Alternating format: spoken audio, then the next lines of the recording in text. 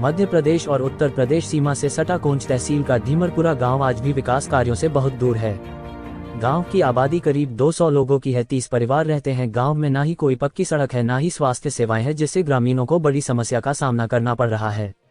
धीमरपुरा गांव से रामपुरा मध्य प्रदेश के लिए 3 किलोमीटर का कच्चा रास्ता है, जिसमें 1 किलोमीटर यूपी पड़ता है।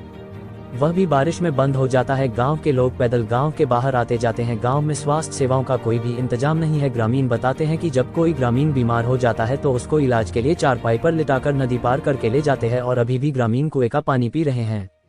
गांव में न तो शमशान घाट है, जिससे बरसात के मौसम में अंतिम संस्कार करने के लिए बड़ी समस्या का सामना करना पड़ता है। नदी किनारे अंतिम संस्कार करते हैं। ग्रामीण बताते हैं कि बरसात के मौसम में शादी समारोह कार्यक्रम में बड़ी दिक्कत होती है। ग्रामीणों ने बताया, गांव में ना कोई अधिकारी आता है, ना ही कोई हमारी सुनता है। अब देखना होगा योगी सरकार लापरवाह अधिकारियों पर क्या कार्रवाई अमल में लाती है।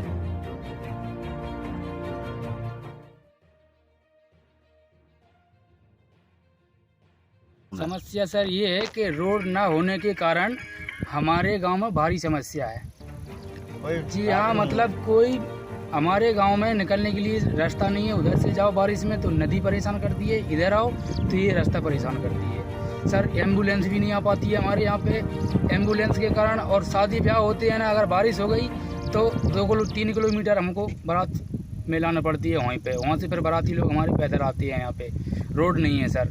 और रोड के अलावा फिर कम से कम हमारा 1 महीने से 3 नल खराब हैंगे। पानी की भी समस्या भारी है, नदी का पानी ला रहे हैं जी सर। और गांव में स्कूल भी है बच्चों के लिए, तो वो भी मतलब 2 साल से फूटा पड़ा है। फूटने के कारण उसमें टीचर भी नहीं आती है। टीचर के अलावा मतलब उनने कर दिया है 1000-2000 रुपये दे के दूसरे को, तो दूसरा आदमी पढ़ाने आता है सर। यहाँ पे साल खाड़ में एक आध बार आता है। ये समस्या है सर हमारी। और कोई नहीं आता है यहाँ पे, ना आंगनबाड़ी वाला केंद्र कोई आता है। अधिकारी आते हैं, अधिकारी भी नहीं आ पाते हैं। जो कुछ होता है वो मऊ वाले कर देते हैं, वहीं से वापसी हो जाता है। ये गांव हमारा बिल्कुल पेंडिंग में पड़ा है। और लाइट भी परेशान करती है, तो लाइट भी के लिए वहाँ से मतलब हमारे लिए कोई सुविधा नहीं है कि मतलब लाइट चली गई तो हम 1-1 महीने अंधेले में रहते हैं यहाँ पे। और तेल भी बंद कर दिया है शासन ने, ये तो सबको पता है सर। पूरी समस्या यही है हमारी। और क्या मांग कर रहे हैं आप लोग? मांग हम ये कर रहे हैं कि हमारा रोड हो जाए, स्कूल बन जाए, हमारे 3 नल सही हो जाए साहब। ये मांग देख सकते हो कि यहाँ पे कोई सड़क वड़क की कोई भी योजना नहीं आ रही।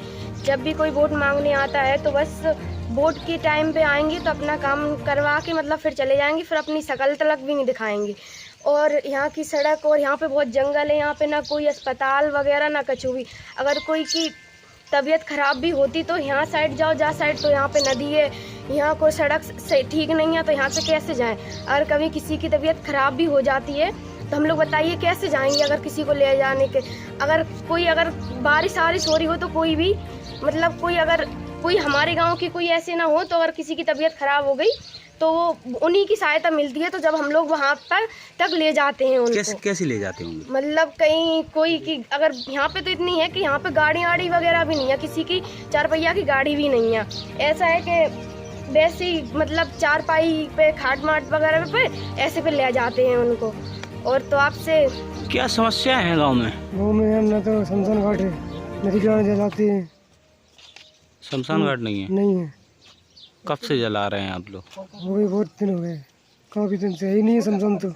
अच्छा, परेशानी है, रोड नहीं है। और क्या समस्या है? न रोड है, लाइट जब तब आती है कट जाती है। पैसा देना पड़ा। तो इसकी आप लोगों ने शिकायत नहीं की है?